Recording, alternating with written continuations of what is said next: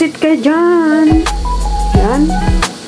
Kasi may kasama kami hindi kumakain ng baboy. Kaya, pansit with chicken. O ilalagay sa gitna ng nakaseparate na.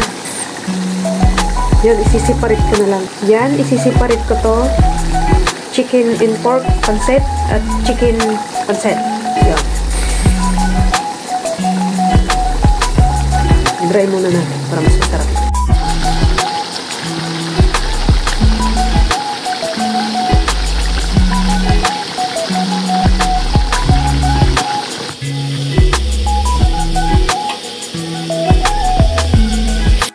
Pwede na siyang ilagay sa pansit. So, yan. Nalagay na natin. So, ayan. So, ito na guys, ang chicken pansit with pork and pansit chicken only. Yan. Para kay Lola, para kay mama at ate niya. Oh, ha? Yan, haluin na lang ni Lola. Okay, mama. Yan, may sili pa. Ha? Sili. Yan.